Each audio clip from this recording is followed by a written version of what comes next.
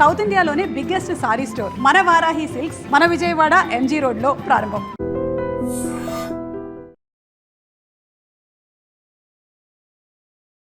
Welcome to I dream. నేను ఉదయశ్రీ. మీ భాగస్వామి అక్రమ సంబంధంలో ఉన్నారా? అయితే ఈ వీడియో మీకోసమే. ఎక్స్పర్ట్ అడ్వకేట్ జిఎం రావు గారిని అడిగి మరిన్ని వివరాలు తెలుసుకుందాం. నమస్తే sir, welcome to our studio. నమస్తే.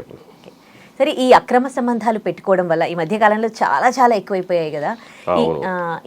ఇట్లా ఇల్లీగల్ అఫైర్లు పెట్టుకోవడం వల్ల ఆ ఇంపాక్ట్ ఆ ఫ్యామిలీ పైన ఎలా ఉంటుంది? మీరు చూస్తూ ఉంటారు కదా, మీ ఎక్స్పీరియన్స్లో అన్ని ఇవే కేసెస్ కదా మీరు డీల్ చేసేది. చాలా ఉంటుంది ఇది ఫ్యామిలీ పైన అంటే చాలా ఉంటుంది, పిల్లల పైన ఉంటుంది.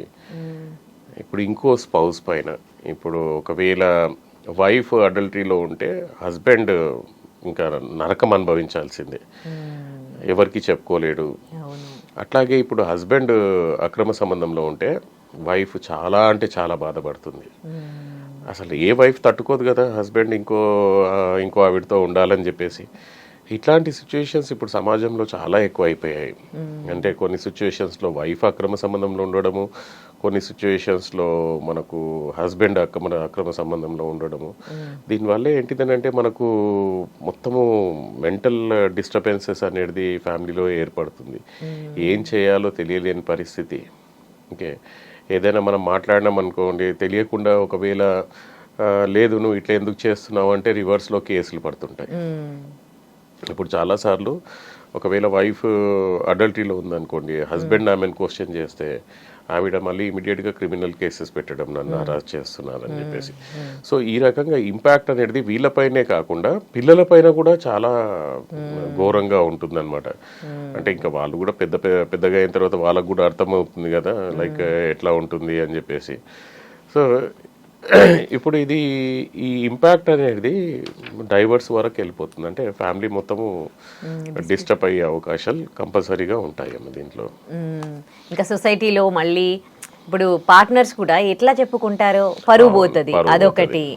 ఇంట్లో గొడవలు, ఆ గొడవలు అవుతుంటే అది పిల్లల పైన ఎట్లా చాలా చాలా ఇబ్బందిగా ఉంటుంది. ఇంకా ఒక ఫ్యామిలీ మొత్తం అంతా డిస్టర్బ్, ఇంకా కంప్లీట్ గా డిస్టర్బ్ అయిపోతుంది. అసలు ఎవరికి చెప్పుకోలేరు, ఏం చేయాలనేది ఉండదు.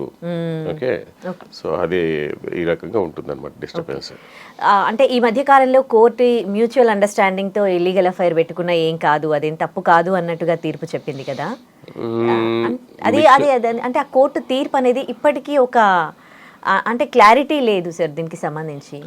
ఓకే, సో యాక్చువల్గా ఏంటిదంటే ఈ అడల్టరీ బ్యాక్గ్రౌండ్ భారతదేశంలో మన దగ్గర వివాహం ఒక కాంట్రాక్ట్ కాకుండా ఇది ఒక పవిత్రమైన బంధంగా మనము భావిస్తాం మనం. ఓకే, సో దీని లోపల ఏంటిదంటే ప్రతి వైఫ్ అండ్ హస్బెండ్ ఎక్స్పెక్ట్ చేసేది మన దగ్గర ఉన్నది ఒక ప్యూరిటీ, శుద్ధి, విశ్వాసం, ఒకరి మీద ఒకరు విశ్వాసము, నిబద్ధత అనే భావన చాలా వివాహాల్లో ప్రధాన స్తంభంగా నిలుస్తుంది. అయితే భార్య లేదా భర్త ఈ విశ్వాసాన్ని అతిక్రమించి వివాహేతర సంబంధాల్లోకి ప్రవేశించినప్పుడు దాని ప్రభావాలు అనేది వ్యక్తిగతంగానే కాకుండా చట్టపరంగా కూడా మనకు ఉంటాయి. ఈ అడల్టరీ అనేది ముందు ఇది ఇండియన్ పీనల్ కోడ్లో క్రిమినల్ అఫెన్స్ కింద సెక్షన్ 497 అనేది ఉండేదండి. అడల్టరీకి పనిష్మెంట్ ఉండేది. మీరు ఎవరైనా వైఫ్ అయినా హస్బెండ్ అయినా అడల్టరీలో ఉన్నాడు అని అంటే దానికి పనిష్మెంట్ ఉండేది అనమాట. అయితే సుప్రీంకోర్టు ఏం చేసింది, Joseph shine versus union of India అనే కేసులో సుప్రీంకోర్టు 2018లో ఈ అడల్టరీని తీసేసింది. ఓకే, ఎందుకు తీసేసింది అని అంటే మనకు ఈ అడల్టరీ ఇంకా క్రిమినల్ అఫెన్స్ కాదు, ఇంకా దానిలో నుంచి తీసేశారు. ఎందుకు అని అంటే it violated article 14 of the constitution. Article 14 ఏంటిది, మనకు right to life and personal Liberty.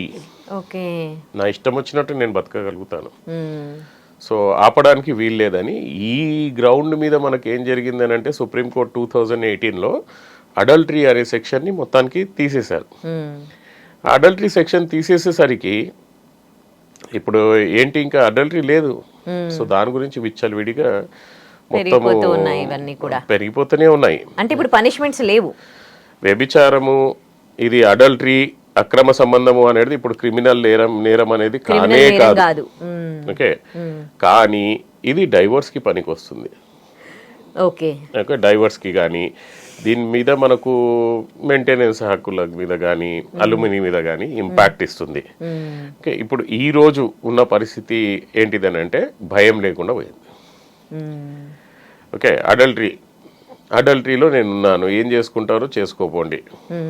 Okay, wife అట్లాగే ఉంటున్నారు, అమ్మాయి ఉమెన్ సైడ్ అట్లానే, హస్బెండ్ సైడ్ అట్లాగే. ఎన్ని కేసులు చూసినా కానీ దాని లోపల ఏంటిదని అంటే అవును ఏం చేసుకుంటారు, నేను అడల్టరీలో ఉన్నాను ఏం చేసుకుంటావు, పోలీసు వాళ్ళకి పోయి వీడు ఇట్లా ఉన్నాడంటే కూడా నేను ఏం చేయలేమమ్మా అనే పరిస్థితి. సో దీనివల్ల ఏంటిదని అంటే మనకు ఒక రకంగా ఇక సమాజం మీద ఒక బ్యాడ్ ఇంపాక్టే పడుతుంది. అడల్టరీ అనేది ఇంకా భయం అనేది ఎవరికి లేకుండా పోయిందండి. ఒకవేళ తెలిసిందనుకోండి పార్ట్నర్ ఇల్లీగల్ అఫైర్ లో ఉన్నారు అని, అప్పుడు ఎట్లా రియాక్ట్ అవ్వాలి, ఏం చేయాలి? ఇది చాలా ఇంపార్టెంట్ క్వశ్చన్. చాలా మంది ఏంటిదనంటే పార్ట్నరు ఇది మన అక్రమ సంబంధంలో ఉన్నారని తెలియగానే వెంటనే అర్చేయడం లేదా ఏదో గొడవ పెట్టుకోవడము, అట్లాంటి పనులు చేయొద్దు ఎప్పుడు. ఓకే, ఇది నా అనుభవంతో చెప్తున్నాను. మీరు అట్లాంటి పనులు ఎవరైనా చేశారనుకోండి, వైఫ్ అక్రమ సంబంధంలో ఉంటే హస్బెండ్ అట్లాంటి పని చేసినా, హస్బెండ్ అక్రమ సంబంధంలో ఉంటే వైఫ్ అట్లాంటి పని చేసినా కన్ఫ్రంట్ చేస్తే వాళ్ళు మొత్తం ప్రొటెక్ట్ అయిపోతారు. వాళ్ళని మనం ఏం చేయలేము, ఇంకా వాళ్ళంతా జాగ్రత్త పడిపోతారు. ఓకే, ఈమె ఇట్లా చేస్తుంది. ఇప్పుడు ఎవరైనా కానీ మీ ఫోన్లు వాచ్ చేస్తున్నారని చెప్పి తెలిసింది అనుకోండి, ఫోన్లు ఏమైనా పెడతామో మనం, ఏం పెట్టం కదా. సో ఇక్కడ కూడా మనకు అడల్టరీలో ఉన్నారు అని చెప్పి ఎదుటి వాళ్ళకి తెలిసింది అని అంటే మాత్రం వాళ్ళు జాగ్రత్త పడిపోతారు. కాబట్టి ఎప్పుడైనా కానీ మనకు అక్రమ సంబంధంలో మన వైఫ్ కానీ హస్బెండ్ కానీ ఉన్నప్పుడు ఇంకో పర్సన్ వాళ్ళకి ఎప్పుడు కన్ఫ్రంట్ చేయదు, అంటే అడగొద్దు నువ్వేం చేస్తున్నావు ఏంటిది అని చెప్పేసి. కానీ స్లోగా అసలు ఏం చేస్తున్నాడు అనేది ఎవిడెన్సెస్ సంపాదించాలి. ఓకే, ఆ ఎవిడెన్సెస్ ఏమేమి సంపాదించాలి అనేది అడ్వకేట్స్ చెప్తారు, మనం ఇక్కడ దానికి చెప్పలేం మనం. సో దానికి మంచి అడ్వకేట్స్ అయితే మనము చెప్తాం మనం ఏది ఎట్లాంటి ఎవిడెన్సెస్ సంపాదించాలా ఏంటిది అని. ఆ పీరియడ్ లోనే మనకు మంచి అవకాశం ఉంటుంది. ఓకే, అలా చేస్తేనే బెటర్. ఎట్లాంటి రైట్స్ ఉంటాయి అదర్ పార్ట్నర్ కి ఒకవేళ పార్ట్నర్ ఇల్లీగల్ అఫైర్ పెట్టుకుంటే? పార్ట్నర్ ఇల్లీగల్ అఫైర్స్ పెట్టుకున్నారనుకోండి, వాళ్ళ హక్కులు ఏంటిది? Okay, so partner illegal affair పెట్టుకుంటే ఫస్ట్ ఆఫ్ ఆల్ క్రిమినల్ అనేది అయితే లేదు, క్రిమినల్ పనిష్మెంట్ లేదు. వాళ్ళకి మిగిలింది రెండే రెండు, ఐదర్ మీడియేషన్ ద్వారా రికన్సిలేషన్ చేసుకోవడం. ఓకే, నేను ఇట్లా చేయను అది ఇది రికన్సిలేషన్ చేసుకొని ఉండడం.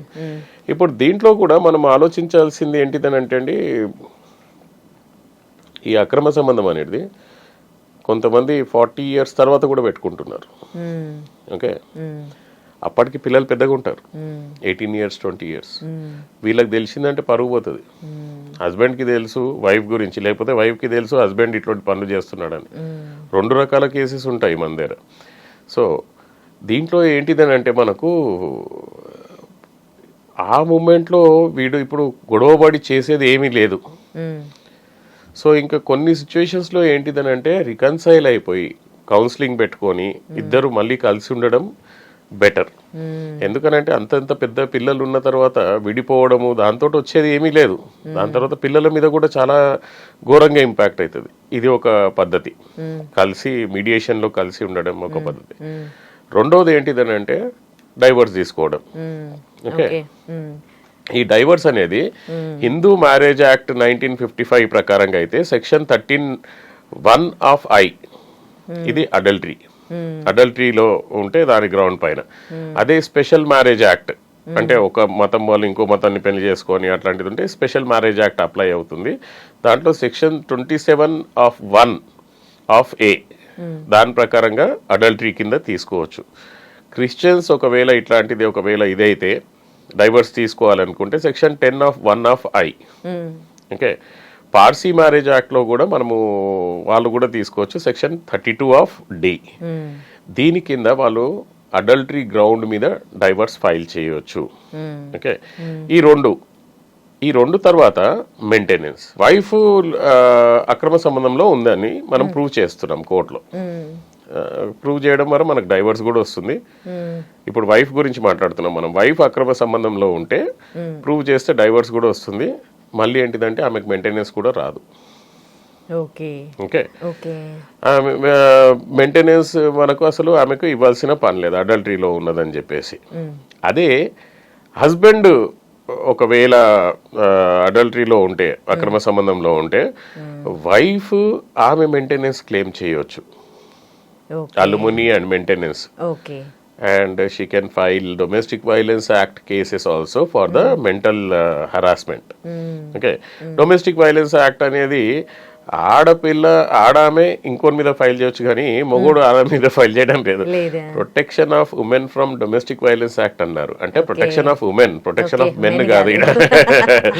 సో అమ్మాయి ఆడామె ఏంటిదనంటే హస్బెండ్ పైన protection of women from domestic violence అని చెప్పేసి ఆ యాక్ట్ కింద మనకు తను డొమెస్టిక్ వైలెన్స్ కేసెస్ కూడా ఫైల్ చేయొచ్చు. దీని ఇంకో ఇంపాక్ట్ ఏంటిదంటే అండి, చైల్డ్ కస్టడీ మీద కూడా చాలా ఇంపాక్ట్ ఉంటుంది. కొన్ని సిచ్యువేషన్స్లో ఏంటంటే మోరల్ అనేది ఒకటి ఉంటుంది కదా. హస్బెండ్ అడల్టరీలో ఉన్నాడంటే హస్బెండ్కి కస్టడీ ఇవ్వడం కష్టం, వైఫ్ కస్టడీలో ఉందంటే వైఫ్కి ఇవ్వడం కష్టం. కానీ పరమౌంట్ వెల్ఫేర్ ఆఫ్ ద చైల్డ్ అనేది కోర్టు కంపల్సరీ చూస్తారు. But direct or indirect impact of this మన అక్రమ సంబంధం అనేది దాంట్లో కూడా ఉంటుంది మనకు. సో ఇవన్నీ జరగకూడదు మనకు. ఓకే, ఇవన్నీ కాకుండా ఉండాలి, ప్రపంచానికి కూడా తెలియదు అని అంటే అవుట్ ఆఫ్ కోర్ట్ సెటిల్మెంట్ చేసుకొని విడిపోవడమే. ఓకే. ఇప్పుడు ఇలాంటి కేసెస్లో చాలా ఫాల్స్ అలిగేషన్స్ చేస్తూ ఉంటారు కదా, వాటి పరిణామాలు ఎట్లా ఉంటాయి ఒకవేళ ఫాల్స్ అలిగేషన్స్ చేస్తే? ఫాల్స్ అలిగేషన్స్ వేశారనుకోండి, పిటిషన్ డిస్మిస్ అయిపోతుంది first of all. Okay, adultery మీద ఏదైనా ఫాల్స్ అలిగేషన్ పెట్టి డైవర్స్ ఏదో ఒకటి వేస్తే పిటిషన్ డిస్మిస్ అయిపోతుంది. తర్వాత డిఫేమేషన్ కూడా క్లెయిమ్ చేయొచ్చు other partner. Civil and criminal defamation claim చేయొచ్చు. ఓకే, ఇది మనకు ఒక జడ్జిమెంట్ ఉందండి సుప్రీంకోర్టుది, కె శ్రీనివాసరావు వర్సెస్ డిఏ దీప. ఓకే, ఇది 2013 జడ్జిమెంట్. ఈ జడ్జిమెంట్ లో సుప్రీంకోర్టు ఏం చెప్పింది అని అంటే, ఫాల్స్ అలిగేషన్స్ అనేది మెంటల్ క్రూయాలిటీ అవుతుంది, దాన్ని బేస్ చేసుకొని డైవర్స్ ఇవ్వచ్చు అని. ఇప్పుడు చాలా మంది ఏం చేస్తుంటారంటే మన డైవర్స్ పిటిషన్ పెడతారు. డైవర్స్ పిటిషన్ పెట్టి ఆయనతో సంబంధం ఉంది, ఈయనతో సంబంధం ఉంది, ఇది అని అంటారు కానీ వాళ్ళు ప్రూవ్ చేయరు. సో అది అన్ని అక్రమ సంబంధం అంటే ఫాల్స్ అలిగేషన్స్ పెట్టడమే కదా, that it self is a cruelty. దాని గురించి దాన్ని బేస్ చేసుకొని ఎవరు పిటిషన్ వేసారు వాళ్ళకే రివర్స్ అవుతుంది, డైవర్స్ వచ్చేస్తుంది అనమాట. సో ఫాల్స్ అలిగేషన్స్ వల్ల డైవర్సే కాకుండా చాలా మంది ఏంటిదంటే ఎందుకులే అని చెప్పి వదిలేస్తారు. కానీ ఎవరైతే ఫాల్స్ అలిగేషన్స్ వల్ల కేసు వేసారో, ఇప్పుడు హస్బెండ్ కేసు వేసిండు అనుకోండి వైఫ్ మీద, నా వైఫ్ ఆయనతో తిరుగుతుంది, రాత్రంతా మాట్లాడుతుంది, ఆమె అక్రమ సంబంధంలో ఉన్నది, కరెక్టే కదా. వైఫ్ నే మనం మొత్తం బదలాం చేసేసినాం మనం కోర్టు ముందర. కానీ అది ప్రూవ్ చేయకపోతే మాత్రము వైఫ్ ఈడి మీద డిఫమేషన్ కేసు పెట్టవచ్చు. ఓకే, ప్రూఫ్స్ చాలా మోస్ట్ ఇంపార్టెంట్ ఇక్కడ. అది ప్రూవ్ చేయకపోతే వైఫ్ నా మీద అంత పెద్ద అలిగేషన్ పెట్టినావు అని చెప్పి defamation case, civil and criminal defamation వేయొచ్చు. అట్లాగే హస్బెండ్ కూడా వైఫ్ మీద వేయొచ్చు. ఓకే, కాబట్టి మనకు సుప్రీంకోర్టు ఏమంది, ఇట్లాంటి అలిగేషన్స్, ఫాల్స్ అలిగేషన్స్ పెట్టుకోకూడదు అని చెప్పి చెప్పింది అనమాట. మీరు ఇలాంటి అన్ని మీరు అంటే హ్యాండిల్ చేసే కేసెస్ అన్ని ఇవే కదా, డైవర్స్ కి సంబంధించి అండ్ లీగల్ అఫైర్స్ కి సంబంధించి? అంటే నేను హ్యాండిల్ చేసే cases criminal and property and family matters ఉంటాయండి. కానీ నాది ఇంట్రెస్ట్ ఏంటిదంటే చాలా కాంప్లికేటెడ్ కేసెస్ అట్లాంటివి నాకు వస్తుంటాయి. అవి సాల్వ్ చేయడంలోనే నాకు కొద్దిగా మంచి ఆనందం ఉంటుంది అనమాట.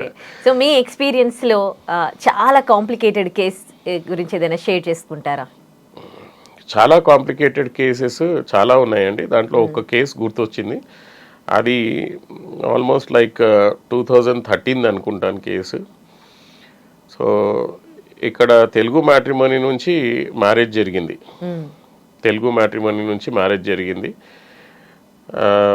పిల్లవాడేమో ఆస్ట్రేలియాలో ఉంటాడు. ఈ పిల్ల ఏమో సమ్వేర్ నార్త్ ఇండియా ఎక్కడో జాబ్ చేస్తుంది, తెలుగు అమ్మాయి కానీ నార్త్ ఇండియా ఎక్కడో జాబ్ చేసేది అనమాట. సో తెలుగు మ్యాట్రిమోనీ నుంచి పెళ్లి అయిన తర్వాత పిల్లోడు చాలా ఇన్నోసెంట్. ఈ అమ్మాయిని చూస్తే ఎవరైనా అమ్మాయి గురించి తప్పుగా మాట్లాడితే పక్కోడు వాళ్ళని కొట్టినా కొడతాడు, అంత ఇన్నోసెంట్ ఫేస్ ఉంటుంది అనమాట అమ్మాయిది. ఓకే, పెళ్లి చేసుకొని ఆస్ట్రేలియాకి వెళ్ళారు. ఆస్ట్రేలియాకి వెళ్ళిన తర్వాత second day or third day husband observe చేసింది ఏంటిదంటే ఈవిడ స్కైప్లో డ్రెస్ బట్టలు లేకుండా ఇంకోటికి నేను బాగున్నానా అని చెప్పి ఏదో చూపిస్తుంది అనమాట. సో హీ వాజ్ షాక్డ్, ఏంటిది అని చెప్పేసి. వీడికి ఇంకా భాగవతం తెలియదు, వీడు అసలు ఏం జరిగిందా అని చెప్పేసి వాడు అసలు షాక్లో ఉండి ఏంటిది ఇది, ఏం చేస్తున్నావు నువ్వు అని చెప్పేసి వాడు నా దగ్గరికి అట్లా ఇట్లా తెలుసుకొని మనకు ఫోన్ చేశాడనమాట. అప్పుడు ఫోన్ చేస్తే ఇది మీరు ఒకసారి ఏదైనా ఎవిడెన్స్ ఉండాలండి, మనము ఒక ఆడపిల్ల మీద మీరు వితౌట్ ఎవిడెన్స్ మీరు ఏం చేయలేరు అని. సో ఆ కంప్యూటర్లో అది రికార్డర్, వీడియో రికార్డర్ అనేది పెట్టేశాడు. So everything was recorded. Record అయిన తర్వాత అప్పుడు క్వశ్చన్ వేసాడు అనమాట. క్వశ్చన్ కూడా వేయలేదు, మాట్లాడడం మానేశాడు. ఎందుకు మాట్లాడలేదు అని అంటే ఏంటిది ఇదంతా అని చెప్పి వెళ్ళిపోయాడు. వెళ్ళిపోతే ఆ అమ్మాయి అతనికి మెయిల్ పంపించిందండి. గ్రేట్ చూడండి, ఏమని అంటే పెళ్ళి కాకముందు ఫస్ట్ ఏ అనే పర్సన్ నాకు ఇంట్రడ్యూస్ అయ్యాడు, అతనితో నాకు ఫిజికల్ రిలేషన్షిప్ ఉంది. ఏ అనే పర్సన్ అవసరం వచ్చి అతను బయట దేశానికి వెళ్ళిపోయాడు వేరేక్కడు. ఆయన వెళ్ళిపోతూ బి అనే పర్సన్ని కల్పించాడు. సో బి అనే పర్సన్ తోటి ఉంది నాకు రిలేషన్. ఆ బి అనే పర్సన్ కూడా కొన్ని రోజుల తర్వాత వేరే షిఫ్ట్ అయిపోవాల్సి వచ్చింది కాబట్టి అతను బి వెళ్ళేటప్పుడు సి అండ్ డిని కల్పించాడు. So almost 5 members. సో వీళ్ళతోటి వెళ్ళిపోవడం కాదు, ఎప్పుడైనా టైం దొరికితే వాళ్ళు మళ్ళీ హైదరాబాద్కి వస్తే she will be in the physical relationship with them. So in the email ఆమె క్లియర్గా ఏం మెన్షన్ చేసిందనంటే హస్బెండ్కి, నేను వీళ్ళతోటి ఫిజికల్ రిలేషన్షిప్లో లేకుండా ఉండలేను. రియల్ అండి ఇది, this is the real case. Okay, నేను ఫిజికల్ రిలేషన్షిప్లో లేకుండా ఉండలేను. సో నువ్వు కూడా ఎవరినైనా చూసుకో. మనం ఏంటిదంటే సమాజం కోసము మనం వైఫ్ అండ్ హస్బెండ్ లాగా ఉందాం. నేను నా డ్యూటీ నేను చేసుకుంటా, నా పని నేను చేసుకుంటా, నీ పని నువ్వు చేసుకో. ఓకే, సో ఈ కేసు తీసుకొని వాళ్ళ బావగారు చెన్నైలో ఉంటారు. ఈ కేసు తీసుకొని మొత్తం అసలు ఈ మీద ఏం కేసు వేయొచ్చు అని చెప్పి నన్ను మర్చిపోయారు. అప్పుడు నన్ను మర్చిపోయిన తర్వాత ఇంకా ఎక్కడెక్కడో తిరిగారు, మొత్తం అంతా తిరిగితే అసలు అమ్మాయి మీద ఏం చేయలేమండి అది ఇది అని వచ్చారనమాట. So what ever the email evidence, video evidence అవన్నీ పెట్టి కుకుట్పల్లి కోర్టులో కేసు ఫైల్ చేశారండి ఆమె మీద. ఆమె cheating, criminal breach of trust ఇవన్నీ చేస్తే అక్కడ lady judge, okay madam there are some evidences. ఇప్పుడు క్రిమినల్ కేసు కదా అది, either she has to take it, private కంప్లైంట్లో ఆమె తీసుకోవాలి లేదా పోలీస్కి రెఫర్ చేయాలి. సో నేను చెప్పాను నేను ఆమెని తీసుకోమని చెప్పి నేను పెట్టాను అనమాట. పెడితే ఎవిడెన్సెస్ ఏంటి అన్నది, మేడం ఇది ల్యాప్టాప్ అండ్ ఇది pen drive, but that evidence can not be shown in the public. So మీరే ప్రైవేట్గా చూడండి, you can understand. First of all please see that email. Email చూస్తే మీకు అర్థమవుతుంది, నేను అది ఇక్కడ ఓపెన్ కోర్టులో నేను చెప్పలేను. సో మీరు చూడండి అని అంటే ఆమె చూసి ఆమె షాక్ అయిపోయింది. వెంటనే ఆమెకు మనకు వారెంట్స్ కూడా ఇష్యూ అయ్యాయి అనమాట. కేసు రిజిస్టర్ అయింది, తర్వాత వారెంట్ ఇష్యూ అయింది, ఆమె పైన నాన్ బెయిలబుల్ వారెంట్ ఇష్యూ అయింది. తర్వాత ద కేస్ వెంట్ ఆన్, ఆమె కూడా మళ్ళీ రివర్స్ కేసు వేయడము, ఫైనల్గా సెటిల్మెంట్ అయిపోయింది. ఇంకో కేసులో అది కూడా యుఎస్ కేసు అది. ఆ కేసులో పిల్లలు పెద్దగా ఉన్నారండి, 16 years and 14 years or so and so. ఇద్దరు యుఎస్ సిటిజన్స్, ఇద్దరు గ్రీన్ కార్డ్ హోల్డర్స్. ఇంకా అక్కడ చాలా రోజులు అయిపోయింది కదా అని చెప్పి ఇద్దరు ఇంటికి వచ్చేసారు. ఇంటికి వచ్చేసిన తర్వాత ఈ వైఫ్ ఏంటిదనంటే ఏదో స్కూల్ గ్రూప్ ఉంది అది ఇది అని చెప్పి ఒకరితో లింక్ పెట్టుకుందనమాట యుఎస్లో.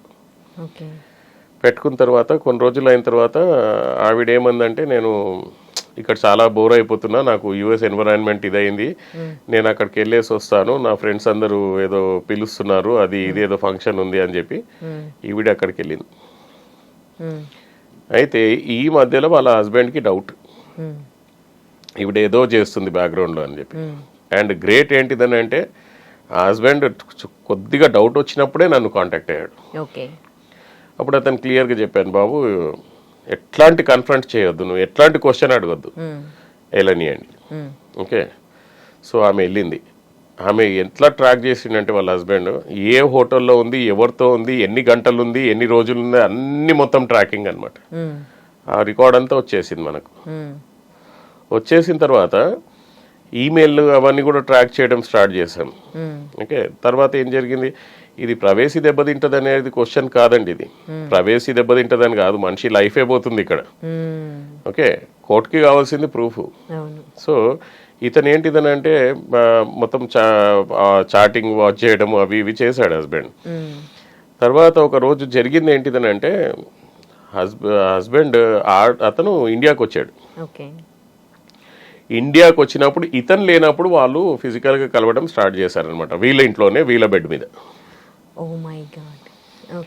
ఓకే. సో హస్బెండ్ ఏం చేశాడు, ఇంకా ఎట్లా చేద్దాం సార్ అది ఇది అని అంటే we installed a secret camera directly on top of the bed.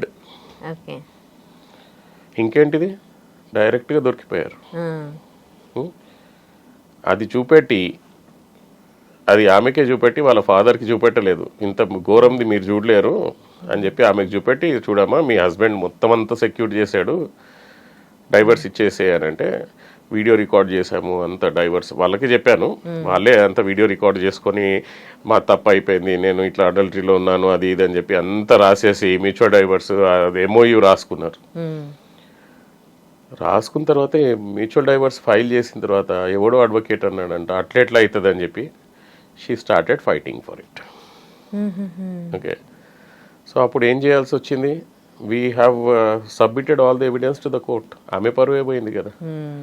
మనం ఏమన్నాము, పరువు పోకుండా ఎవ్వరికి తెలియకుండా మ్యూచువల్ డైవర్స్ తీసుకోండి. ఓకే. ఒక కండిషన్, హస్బెండ్ ది కండిషన్ ఏంటంటే నువ్వు ఇట్లాంటి పనులు చేస్తున్నావు కాబట్టి చిల్డ్రన్ కస్టడీ నీకు ఇవ్వను, నేను చైల్డ్ కస్టడీ నాకే ఉంటుంది. ఆమె లేదు చైల్డ్ కస్టడీ నాకు కూడా రావాలి అది ఇది అని చెప్పి ఏదో గొడవలు పెట్టుకొని ఇది చేసింది. ఫైనల్గా ఆమె ఓడిపోయింది, అడల్టరీ ప్రూవ్ అయింది, పరువు అయింది. పిల్లలు కూడా ఇక్కడే. పిల్లలు అప్పటికే మెచ్యూర్డ్ కదా. ఈ కాలంలో 7 years 8 yearsకే మెచ్యూరిటీ, మాక్సిమం 10 yearsకే మెచ్యూరిటీ బాగా ఉంటుంది వాళ్ళకు. అడల్టరీలు అన్నీ తెలుసు. So they know very well and వాళ్ళు తండ్రితోటే ఉన్నారనమాట. ఈ అడల్టరీ వల్ల మొత్తం ఫ్యామిలీస్ మొత్తం డిస్టర్బ్ అయిపోతున్నాయండి, అటు సైడు ఇటు సైడు రెండు. ఇప్పుడు అమ్మాయి అడల్టరీలో ఉందని చెప్పి పబ్లిక్లో కోర్టులో ప్రూవ్ చేస్తే ఇంకా పరువు ఏముంటుందండి, వాళ్ళ తల్లిదండ్రులు ఏం బతికి ఉండాలా, ఎట్లా ఉండాలి మన పరిస్థితి, సొసైటీలో ఎట్లా బతుకుతారో ఎట్లా తిరుగుతారు వాళ్ళు. సో నేను చెప్పేది ఏంటిదంటే అడల్టరీలో ఫస్ట్ ఆఫ్ ఆల్ ఉండడమే తప్పు. ఓకే. ఒకవేళ ఉన్నా కానీ మీరు సెటిల్ చేసుకోండి, బయటపడకుండా సెటిల్ చేసుకొని మీరు ఇది చేసుకుంటే పరువు అయితే పోతుంది, పరువు పోకుండా ఉంటుంది. అదొకవేళ సెటిల్ చేసుకోకుండా కోర్టు వరకు వెళ్ళి నువ్వేం ప్రూవ్ చేస్తావు నేనేం ప్రూవ్ చేస్తావు అనుకున్నాం అనుకోండి, పిల్లలు ఉంటే పిల్లల మీద భయంకరంగా ఇంపాక్ట్ పడుతుంది అండ్ పిల్లలు కూడా చెడిపోతారు. రైట్. చాలా బాగా చెప్పారు. Thank you so much. Thank you అండి. నిజంగా ప్రస్తుతం ఉన్నటువంటి సమాజం దేనికి ప్రయారిటీ ఇస్తుంది? ఆర్థిక సంబంధాల చుట్టూ మాత్రమే తిరుగుతోంది. మళ్ళీ ఎన్నికలంగానే చాలా విరక్తి కలుగుతున్నాం. మంచి అనిపిస్తుంది కదా, లేడీస్ కూడా ఛాలెంజింగ్ జాబ్స్ చేసినప్పుడు చాలా బాగుంటది. ట్రాఫిక్ అసిస్టెంట్స్ గా నియమించిన ట్రాన్స్జెండర్స్ అందరితో సాల్యూట్ చేయించుకుంటున్నారు. ఫుడ్ డెలివరీ ఇవ్వటానికి వెళ్ళినటువంటి డెలివరీ బాయ్ అనిల్ పై కళ్ళ ముందు